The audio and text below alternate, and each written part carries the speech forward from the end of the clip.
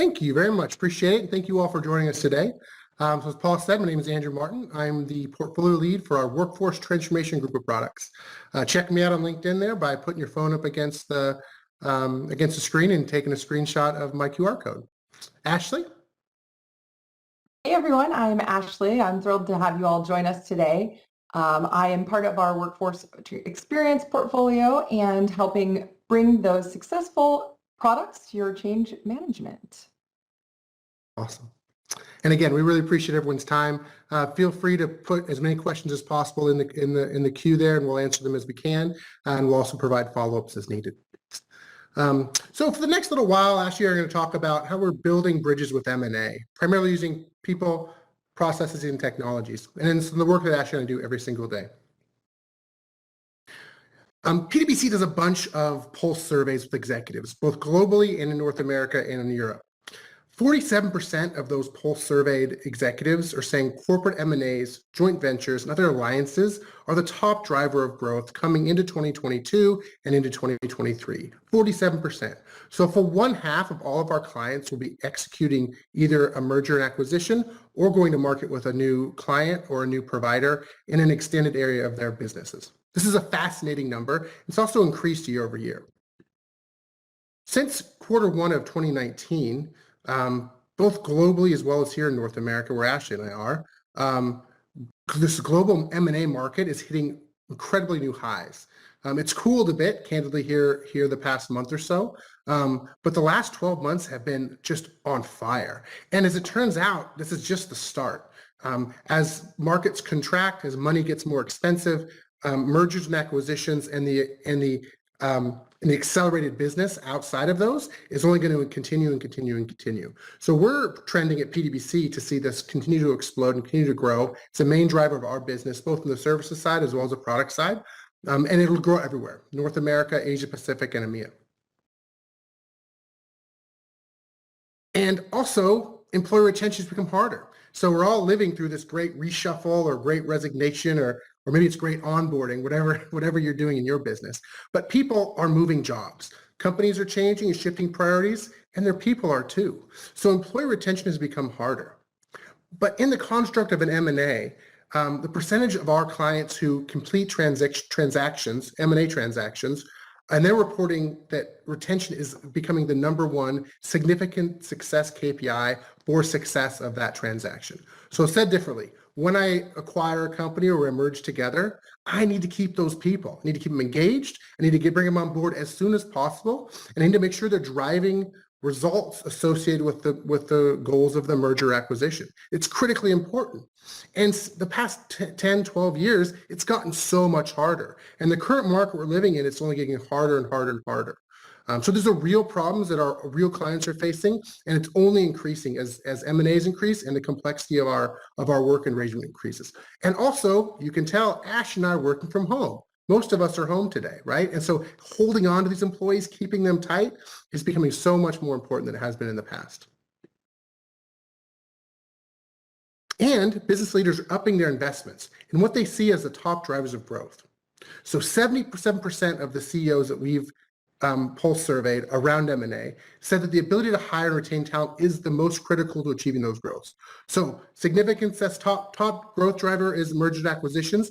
And then within that construct, it's back to people. Keeping people, retaining people, hiring people, identifying people. All about people to drive this growth. That's the message, that's what we're seeing.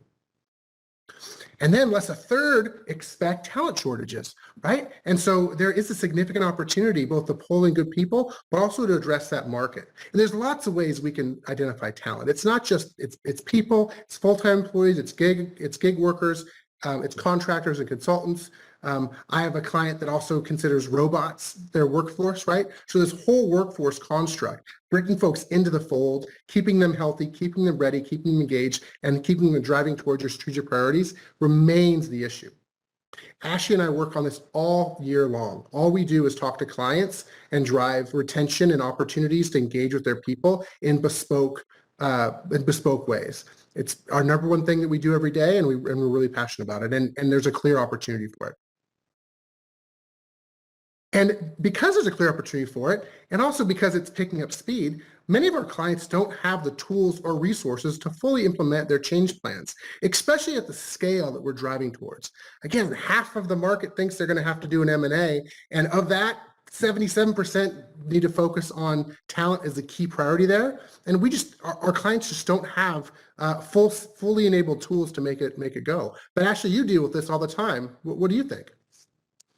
Yeah, you're right, Andrew. I find that being able to be in there with those clients after they've started an engagement and able to work on them, really trying to understand what makes it successful for them and what they're longing to make in those changes. And what I see most often is this hyper focus to reach employees where they are, right? We all have recognized that if I can actually tailor something to who you are and what role you have, make it as unique and personalized, I'm more likely to find that it's delivering value to you, right? So if I can then deliver that value, I see a more successful adoption, especially in these large scale transformations or in M&A where you're dealing with different cultures and already some worry on both sides about what's happening and who might be affected. So finding that really, getting into the individual, who they are, what they're doing, and then trying to deliver something like fresh and modern, right? Kind of all tired of emails, especially being home all the time, right? We're on web calls, and thank you all for joining today, but we're on calls all day, or we're getting emails inundated. So how can we sort of change that, right? These are the things they come to us that we're trying to solve for them. And all of that kind of, coupled with how do we balance this between timing and budgeting resources? And is there a way to make something reusable, right? We don't want to invest in this every single time, especially when we see these onboarding cases, whether that's onboarding in a merger or in a, within a company, just setting up onboarding. How do we make that reusable? And then is there a way to be digital to engage with them, right? And get that personal touch. And so we kind of have set through these things where we can actually, really go through and look at that employee engagement and some of those challenges that come with employee engagement. Let's pop through here and, talk about these. These are a few that we often see. I'm sure many of them resonate to you all or you've experienced others. But these are the top ones we see where our clients say, we really struggle with getting engagement here. It's a challenge. How do we set onboarding, for example, right? These are key moments when you have the ability as an organization to set the tone, the stage, to start defining your culture, to really get those users, what we call users, your employees, right from the beginning, right? So Andrew, you and I have seen that where it's that key opportunity to We have. I was going to say, Ashley. So Ashley and I were doing a deal 18 months ago now for a large company that picks up garbage and recycling, and they bought another company to do a similar thing. And we were able to develop a process and technology to send bespoke text messages to this large scale group of disconnected workers to give them that onboarding experience. They're not in an office, they don't have a PC, they don't have an email address, but they also needed that bespoke, specific experience to maximize this acquisition. It was critical to it working. The nature of that business is all about people, right? I mean, it's people doing work. And so pulling them in and making sure that we're driving that through was super, super important and super interesting. And I know, Ashley, you deal with some of your clients where it's all about bringing those people on and upskilling them to make sure that they know what to do, You're right. It is. It's that, getting them in at the beginning, getting them engaged, addressing them who they are, in this case, like a frontline worker versus a desk worker. And how do you make sure they get all the same information, but be tailored the way they're going to get it the best, right? A frontline worker may not have access to email like many of us do on this call. And we forget that when we're in those change management roles, we forget that we are often dealing with others who don't have it as accessible as we do. And then how do we upskill them, right? Especially in a merger and acquisition, there's some fear. Maybe I want a new role. Maybe I could go for a new role.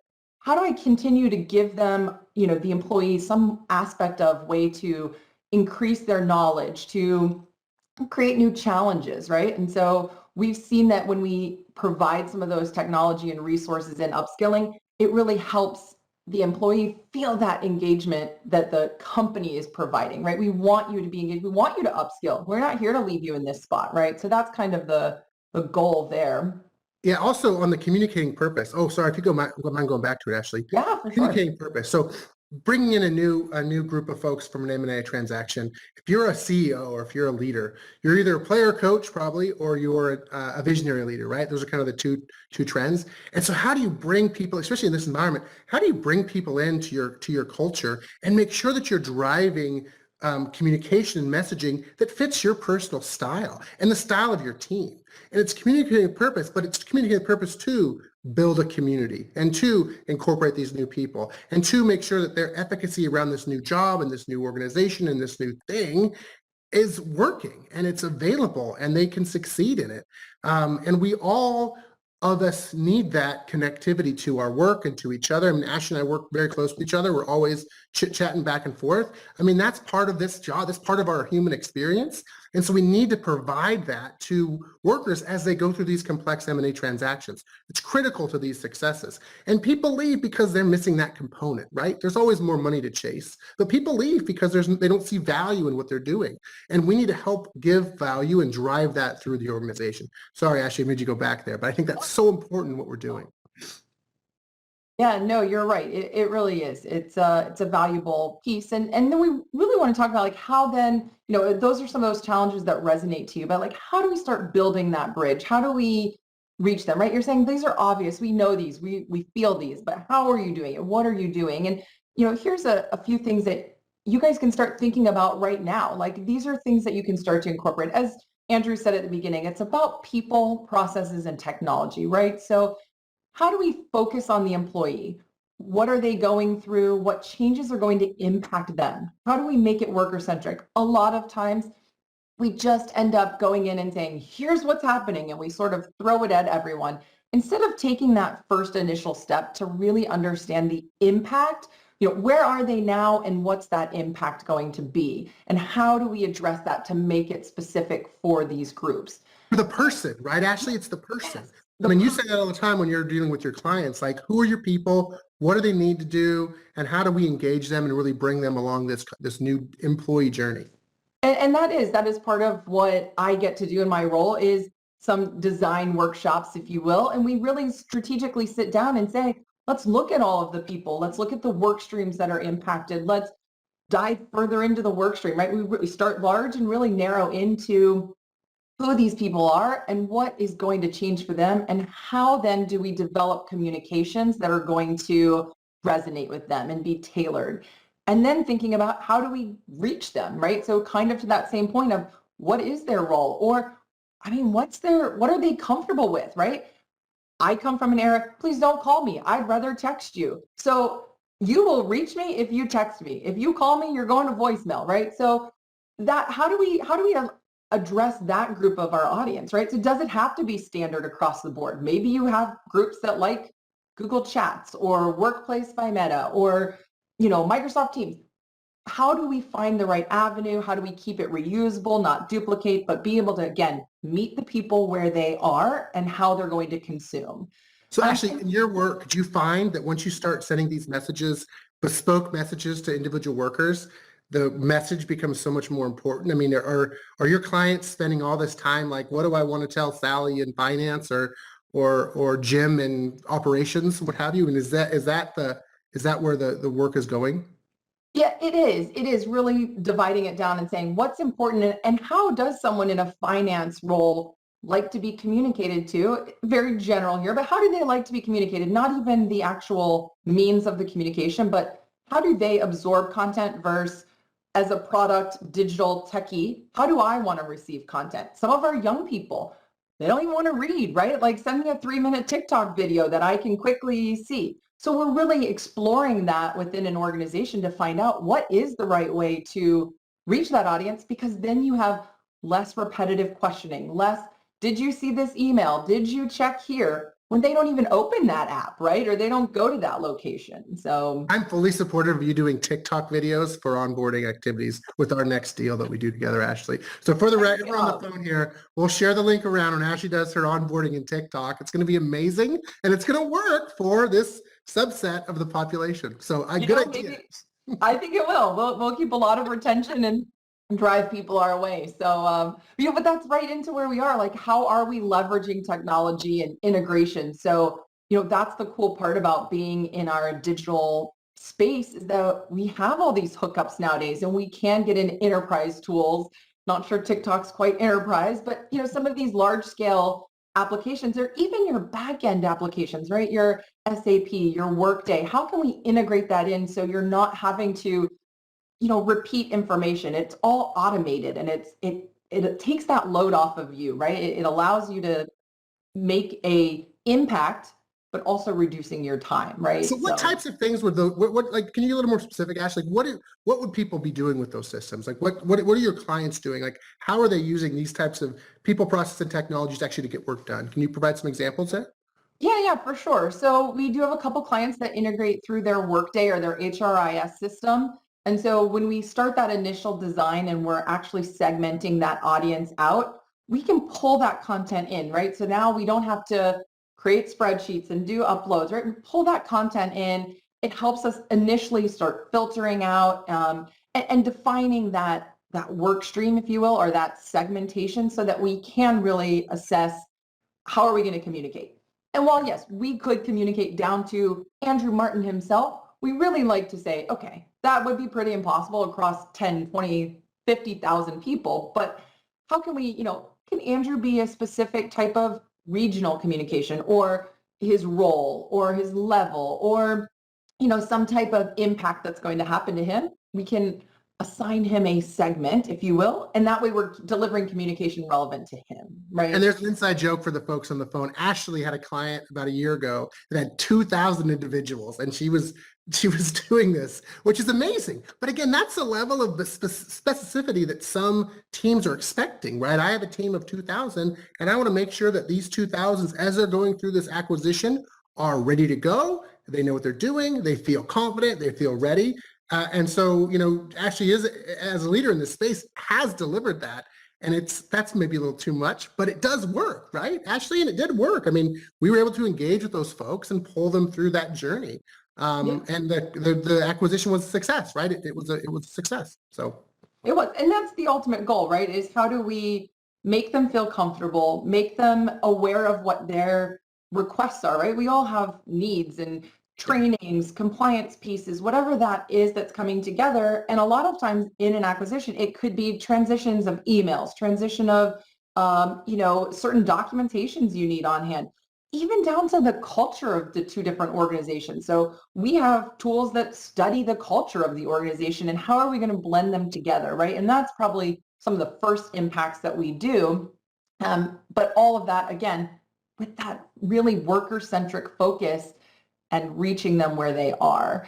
And, some of that, like, how do we do that then, right? So obviously those are things that you can start thinking about today as you build out strategies, right? How can I put these pieces in? But then here are some ways more tactical that you can work on actually getting these things out to your users, right? So after you've segmented them out, how do you say, I'm going to send out surveys. I got to know where people are first. And we do that. We send out corporate surveys or even select group surveys, but wanting to know, where are you now? What's your feeling on this new change, right? And we hope that starts at a maybe less than optimal level, but because we're coming in and providing communications and providing trainings, and we keep doing those surveys, the end result is a group of individuals who have now changed drastically and are saying, hey, I am on board with this change. I understand it. I feel acknowledged. I feel the ability to ask questions, be heard,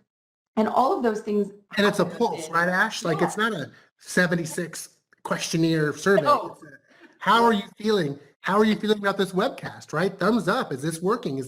Are you getting what you need out of it or not? Thumbs down. And how do we right the ship as we go along with the journey? I mean, that's the level that we're trying to get to. And maybe in some organizations, people aren't doing very well and they need more support. And in other organizations, they're doing great, and we're like, things are working. So we can hotspot issues before they really become inhibiting to the terms of the deal.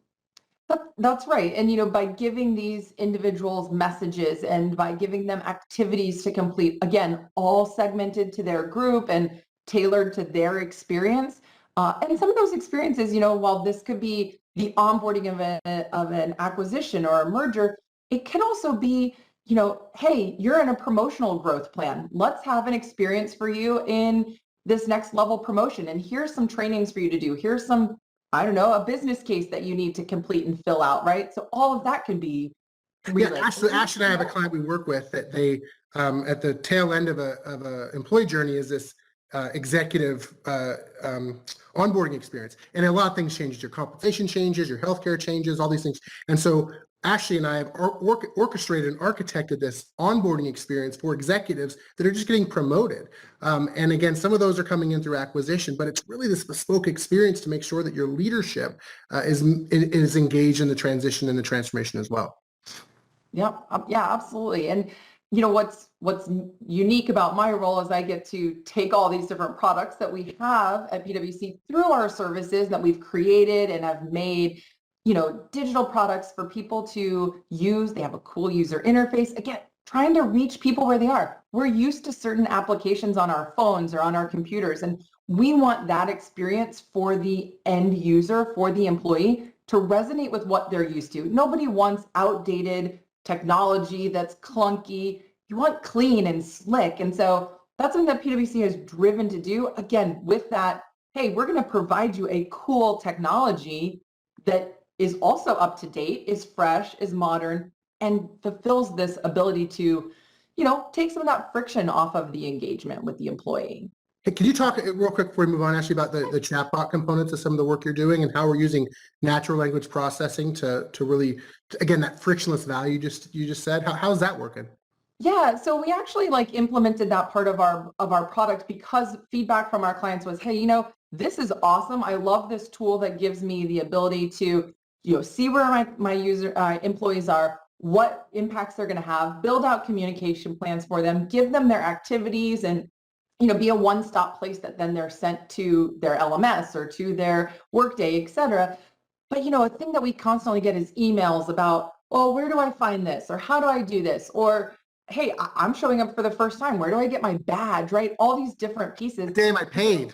Right? How do I get paid? What's my PTO? The real questions, right? Let's be honest, we're all asking about those questions. But through that feedback, we ended up developing what we call our chat bot. And it's an ability for our clients to input all of their FAQs and reduce that load off of somebody getting an email, having to respond to it, follow up, maybe answer this question 10 times. And we use this AI, technology that will drive that question and provide an answer. So you're at least getting a head start. You're getting some information to those frequently asked questions. And it's really been fundamental in a lot of our engagements because it does take that resource out of constantly sending emails. It gives people a way to get their answer at 2 a.m. when you're laying there the first day of, mind racing, or you have a question that comes up, or you want to book your PTO and you're not sure how many days you have left. Where do you go for that, right? So it gives, again, it meets the employee where they are at the timing that they want and not have to send an email and wait a day for a response. We're really impacting that piece of it. And not just the acquired employee, but the folks that are doing they're part of the transformation office, right? They're part of the M&A office. Like they don't have to, they can offshore, they can deliver that capability through an AI tool as opposed to having to respond as well. And so we have observed that we're actually freeing up space for our folks that are actually delivering on the acquisition to do those most key things. And all the other stuff can be handled maybe by technology. It's been really game changing. It really is. And we've seen clients who at first are sort of like, okay, this is going to take a lot to come up with all these FAQs. And as soon as they start that ball rolling, I mean, it's amazing how many they come up with and how There's a fast ton. Yeah, I mean, get. folks on the phone probably know this. They're going through M&A. Like, oh my gosh, there's how many questions are getting asked every day and how many repeated questions are asked every day. I put that Right? stuff into a tool and let the bot go crazy, you know? Yeah. No, it's really cool. And something what we haven't kind of talked through, Andrew, we talked about these pulse checks and knowing where they are and getting through that adoption piece is, really this continuous loop of feedback that it gives us by having something in a digital presence, right? So when we are working with something in this digital space, we have this ability to get so much out of it, right? The metrics and the data. And, if you want to kind of tell us about how you've taken that back to the clients with, looking at some of these pieces. Yeah, so going through these complex changes, right? Buying company, separating company, whatever that world is. Some of the things that Ashley and I are doing are tossing off a ton of digital exhaust, right? And so we really can capture that real-time sentiment, how people are doing, how they're dealing with the change, how they're dealing with the acquisition. What are their questions? What are their fears and hopes and dreams and aspirations? Back to the person level, the organization level, the team level. We can actually gather that sentiment and we can do something with it, right? We can tuck it back into the change plan. We can tuck it back into the business plan. Hot spotting and identifying issues before they become real issues. We talked a lot at the beginning of our time together today about those talent retention. Like you can find the people in the organizations that are really struggling with this acquisition or with this merger, and you can help, right? You can help them, and some will stay and some will go, and that's life. But we can help drive people to stay a little longer, a day longer, a week longer, a quarter longer, and that can make all the difference, especially depending on your business model. And so we're getting that there. We're taking a pulse of the workforce, and whether it's Ashley and I or the wider PwC community, that culture of continuous feedback, continuous engagement, and like tinkering with how things are going has just been a game changer. It's new. Up until a couple of years ago, all this digital exhaust would be lost or not happened. And now truly being able to capture things and having a lattice of an organization, seeing where people are doing things and what they're doing and who they're connected with it's truly amazing. And we're seeing it more and more in these complex transactions about like, gosh, how do we be better? And how do we do this? And how do we do that? Leaders make better decisions, and the technology, and it really goes from a people perspective down to that real-time sentiment. It makes it all possible today. It's very, very cool. Well, Andrew, too, just on that, a second note on that is that, we often hear the word agile as like a type of methodology in the product world and we think of it more in our development and our Scrum teams and how are they doing that. But it really translates into that. By having that data, we become agile. We had a recent client go through an onboarding, and because they had all these metrics, they realized, hey, our onboarding plan was I think it was about 4 months long, but they started realizing when people fell off, if you will, right? And so now they've gone through and changed it. And so now they've reduced their onboarding, really determined what's necessary, what activities were people doing, not doing. Did we judge their impacts the same, right? And so that's a really cool piece that then we get to work with them on to say, hey, look at what this digital exhaust gave you versus an Excel spreadsheet that you used to send out and tell people to go do this, right? So 100%, Ash. And some of our clients going through these transactions will bring on people in waves, right? Wave 1, wave 2, wave 3, wave N. And so how do you along the way learn from your mistakes, right? And get better the next time, or get better within queue, within stream.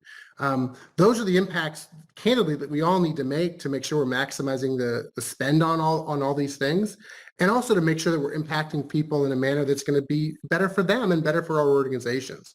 And so, yeah, spot on idea there, Ash. So just like a construct or a framework of how we, in our line of work, Ashley and I, what we do for work, help bridge that gap.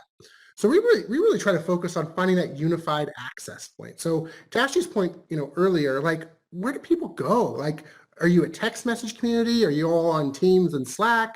Are you using a Facebook product? Like, where is that central node of communications for your population or for your population centers? And how does that become a unified access point for all these other things, right? For the applications that are core to the new company or to the transitioning away from company. What are the tasks needed to complete this transaction? Data associations, right? Are we bringing sales teams together? Is there a data construct or customer information? All of that's core to making this successful. And then what are your working groups? Both your new working groups and your old working groups. And who are those?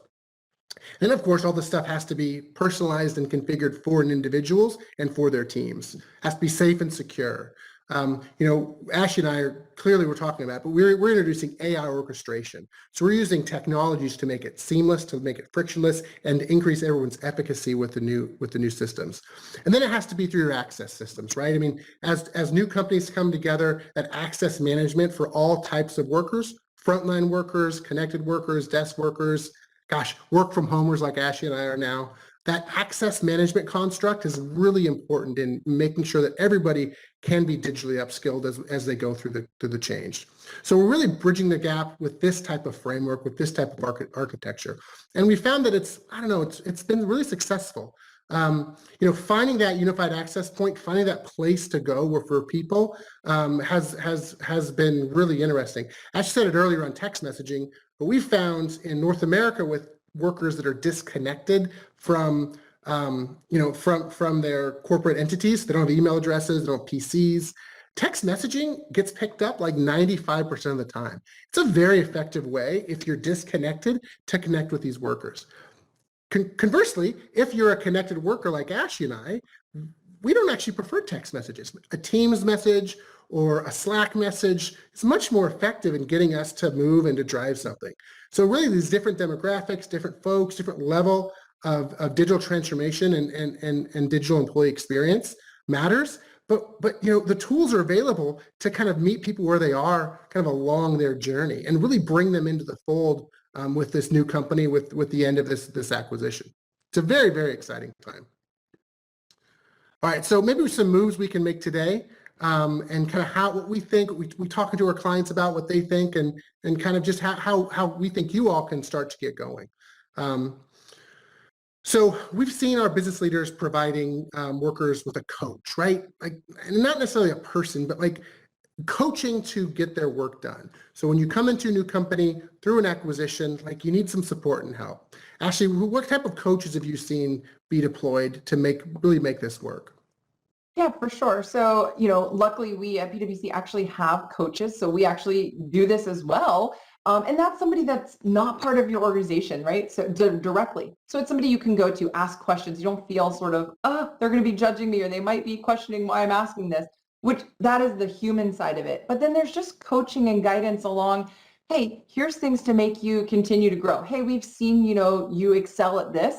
Do you want to learn how to do this? And they're kind of send me like links that are already there, right? And we have ways within our clients that we actually build out change agent teams, right? Or all-star teams. And those are your really engaged employees within a certain work stream or within part of an acquisition that you rely on to be that voice, right? So they're more at varying levels within the organization. And they're your champions essentially, right? So that's one way we really see that coach and that, hey, this is going to be tough, but you kind of give them the sneak peek as the champion, and then they get to work within the actual teams itself and build that morale and that, I don't want to say excitement, but that like readiness for this. No, it is excitement, right? Yeah, and the technology can nudge. I mean, the coaches aren't doing them by themselves, right? I mean, the technology then can nudge people through to take those classes, to make sure that they signed up for benefits in the new company, to make sure they know what day is getting paid.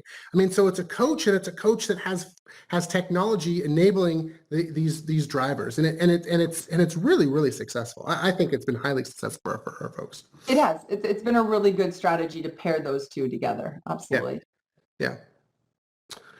So the next thing that you can think about doing in your org is like timely information. So how are you pulling in information that's timely? My wife calls it SMART, right? Specific, measurable, attainable, realistic, and timely. But how are we making this impact? We have all this information. I mean, actually, I've been talking to you guys for the last 40 minutes or so. We have this digital exhaust that we can mine. How are we making it actionable? What do we do with it? And then once we have that, how do we give it to people to help drive value and benefits for them? Ashley, have you seen this in play? Like how have our clients done this in the confines of a deal? Yeah, I mean, part of that is that timely, as you kind of talk about that loop of feedback. So when you are assessing these metrics, really what's good, what's bad, what are people doing, what are they not, how are they responding, what questions are they asking in these chatbot environments, right? So that we can really see how do we adjust that and be timely, right? So how do we give them what they want? How do we make sure that we're on top of current things, right? So one of our opportunities has an ability to send what we call one-off communications, right? So that's an ability to say, hey, right now there's an impact, right? Part of our country has some wildfires right now, and we can directly send some messaging out to those people, right? So a little different in this sense, but relevant messaging or communication that's timely, that impacts, again, an individual, where they are and what they might be going through. It's so neat to do that and have it deliver through an app or through a phone versus another email where you're like, we're worried about people, No, right? totally. So I had a client a couple of years ago that was they're a consumer markets company, big box retailer. They were buying an asset, and at the time they were buying this asset and closing the deal, there was a hurricane in the southeast United States, and so they had to send everyone who was impacted, which wasn't everyone, but they had to find ways to take this information and really have it be timely to make sure they were safe. And it was a weird time in the acquisition because it was right as close was happening, so cutovers were happening, and so they were really interested to use technology in an interesting way to make sure that they were using that information to really impact someone, make sure they were safe and healthy and ready to show up on day two in this case, right? Because day one was a scratch. So it's really important. Yeah, absolutely. You talk next, we've talked a lot about this response to questions and how important that is. And you probably in your organizations have, a Google site or a web page somewhere that people can go and search through FAQs. But again, I'd like to consider myself on that younger generation, but I'm not going to go search and read through that. I'm going to send an email to somebody who I can quickly reach and hope to get an answer before I go reading through everything. But again, implementing something that takes that off of you and helps them, right? It's so important to get that responses quick, answer their question. It makes them, again, feel more heard, right? And so that immediate response. Quick and it's accurate, right? Because you're saying the same thing based upon who they are, the same thing every time. And so there's an accuracy element as well as a speed element, which is, I think, really, really cool. And you're probably thinking, oh gosh, now you want me to duplicate stuff and have it in one place. And I'll tell you, we had an entire client who built out a full FAQ section and referred back to their webpage, right? So it wasn't a rebuild. It was just but how nice is it for me to just have to say PTO in a little chatbot and it tell me go to this link and to the exact spot. Yeah, it brings up the PTO. It brings up the PTO document that they can consume. Yeah, totally. 100%. You don't have to go through the whole document and look for the FAQ. That was really neat how they implemented that piece of it. So they didn't have to keep editing and updating it. One place, but linked right there. So on their phone, on their mobile phone, right? So you didn't even have to get on your PC. You're pulling that information in from. Yeah, that's very cool. It was really cool. And then we talk here about how our workforce is feeling and making things better, right? So we've talked a lot about that, but really addressing where they are, what they need, right? So again, those little surveys, pulse checks, understanding how you can address them, right? And I feel like I'm a repeating record here, but it's just so important that we start relating that to our employees. Just think about how you want to be treated and how you want things done. We often forget to do that. And that's what we see our clients come in and forget some of that. And we kind of try to coach and get back to coaching again, back to that, let's put the person as our main source here, right? Not the acquisition, not the money, not this or that, but how do we get that individual? Yeah. Awesome. So Ashley, we have a couple questions here in queue. Perfect.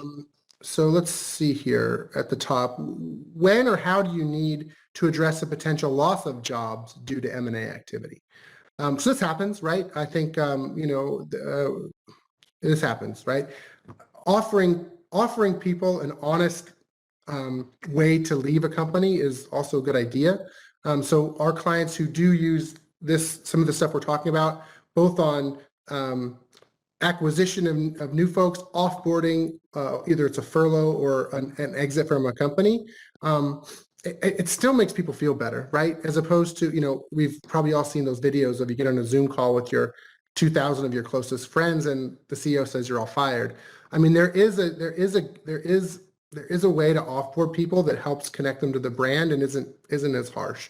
And so I do think it's important. We have seen it. People are thinking about how do we exit, especially in today's labor market, depending on the organization you're working for. These people might either might want to come back or you might need them to come back in the future. And so preserving some of that is really important. At least I think so. Yeah, so Andrew, I was going to say, we actually have a client who went through an acquisition and built an onboarding piece, right? So really more of that, hey, we've got new people, we need to train them up. We've shifted some roles. So they weren't even just new to the org, but how do we teach them these new roles? And they are now in this design process for an offboarding, partly because they did go through some of that in the loss of jobs, but even in general, they started realizing, hey, well, all this benefit we're getting from this onboarding tool and how easy it's made it, why can't we make this easier for when people go, right? Like they're already maybe frustrated leaving, they're already going through some other reason to leave. How can we also make this a good user experience in their leave, right? I mean, that may want them to come back then. They may, not immediately, right? But at some point when they have that, and again, we can get all that data from it that we can understand what's happening, how well they're completing stuff, they're filling out forms and answering questions. So it's a really neat piece that we're designing out for them right now in that whole offboarding. Another question here, what if employees can't or won't commit time to doing surveys or attending webinars or town halls or that engagement? I have a point of view, but actually, what do you think about that? What are about the folks that just aren't going to do it? Yeah, I mean, you can't get everybody, right? So we find this sometimes too, where when I'm working with a client, we have to do this across the board to every single person. And you're just not always going to reach everyone. The real key is to get as many people. But I do like to say, while we have technology and a cool tool, there's still a human approach to everything, right? People are still connected, in person to some extent, rather having that personal touch, right? And so there is still some, I don't want to say repetitive. We can nudge as much as we want in technology and we can alert them and send them messages, but there's still that driving influence from above that caters to why this is so important. And then I'd flip and say, and maybe Andrew, this is somewhere where you feel if they're not responding to these things, then are you delivering it correctly? Are you asking the right questions? And, do you have metrics to find out who those people are? And can you gather them to figure out why they don't want to respond? Or are they worried about something? So I agree. So that actually kind of ticks into our next question here. Are there some ethical issues that arise out of all this digital exhaust, right? And so part of that is like, we're all of us, this is a topic not just from a work perspective, but just in general, our connection online, like people, we're known as these nodes of information. And so where does that cross the line? And I think there is a line that could be crossed. Here at PwC, we've set some expectations for what is appropriate use of technology in doing some of these things, and what is not okay. And so we are driving that. But I think there's a consideration, and I don't know if I'd use the word ethical, but how, as you're engaging with people, you don't want to look like Big Brother, right? You don't want to be, over their shoulder reading their text messages, right? Some audiences don't want to have be engaged in a consumer fashion, right? Whether it's text messages or WhatsApp. And so there is a consideration as to what does a firm want to do as they're welcoming these new folks in, to make sure that we're doing our part to bring them in successfully, but not going over the line when it comes to really being too personal and too engaging. Do you have any thoughts on that, Ashley? Yeah, I was going to say, I had the opportunity to work with a client and pull a lot of their data together for a senior leader evaluation or, a follow-up. And it was fascinating the metrics they wanted to pull together and what and again, all ethical pieces, but just around, how many communications or how many people had logged in or all of these things. And I think something we always have to remember with data, regardless of how much of it we get, is what's actionable, right? So they had originally put together, a deck that had so much information, but really what we had to really dive down and encourage them to think through what are these things that we're going to be able to change or update, or how does this impact you, right? Like, does this really matter in your business, or are you wanting to quote unquote police these people not completing things, or are you rather saying, hey, this is good data for us to know these things are being completed, these aren't. Why aren't these? Do they need to be updated? Do they need to be fixed, right? So again, anything with data is really understanding what are we going to do with it and how are we going to use it versus just having access to it, And it kind of tucks back into the conversation on like, what if people aren't engaging, right? Like, well, is it us? Is it them? Is it both? Is there TikTok we can put out? Is there a video? Is there, what else? I mean, as leaders, we have to keep pivoting, right? We have to keep pivoting to keep making sure we're pulling people in and trying to build communities that drive action. And so some of it's on us, some of it's on our employees as well to make sure that they're committed to making it work. We can all try harder, right? I mean, it's what Ashley and I do for work, but we can all, keep pivoting, keep trying, keep, be graceful with folks. We're all going through a lot, but how do we make sure we're where people need to consume information at the right time with the right information? So, well, and I think with that, Andrew, it's making sure that our employees understand what all of these maybe tasks and requests are, right? Is this compliance, which is really at the end of the day, beyond you and I, it's just something we have to do, right? I'm going to have to police that and we're going to have to hold you accountable. If this is, hey, check out this deck that's really got, fundamental information in it for you, I may not police that one as much. It's really for your betterment to understand that versus other ones, right? But if we just kind of sent this in emails or we just sent this in a spreadsheet that says, welcome to the team, here's some tasks for you to do, you're not able to really understand what's getting done and what's not, right? Or to be able to hold some people accountable, and that's really, it is giving them that understanding as well. Right? Yeah. And so that actually tucks in quite nicely to our last question here. So where does employee wellness fit in this, right? So I see that as culture, right? Employee wellness, culture. What are those cultural aspects of a new company, and how does it come together? And how are these tools and technologies and people and processes helping with the employee wellness? Again, Ashley, any thoughts on the work you've done around this and as it relates? Yeah, most of ours has been around more trainings and more task oriented, but I like this idea, and I think I'm actually going to bring it into some of our clients of incorporating some of that wellness piece into it, right? Like, are you taking care of this, or are you aware of this benefit that the organization may have, right? So that we are really touching on some of that personal piece that they might be struggling with or need, but it's not being addressed in some of those. So I like that. I mean, I could totally see new company merging together, do like a walking challenge, right? Or do, maybe there's like a yoga time that everyone does. I mean, our clients are doing that today. And so how are you more welcoming? And again, it's culture, but how are you more welcoming in? I think it's I think we should incorporate it. That might be an interesting way to spin it. So yeah, no, I think I might give that a shot this next time around. So I like that. Awesome. Well, it looks like that's the questions. If anyone else has anything, please feel free to send them on over to us. But we really appreciate your time today. And Ashton and I love talking about this stuff. So if anyone wants to continue the conversation, feel free to reach out, and we'd love to pick up where we left off. Anything else on your end, Ash? No, I think that was great. I'm here to talk more. So feel free to reach out. Awesome. Well, thank you, Paul, and thank you everyone on the phone. Have a good day.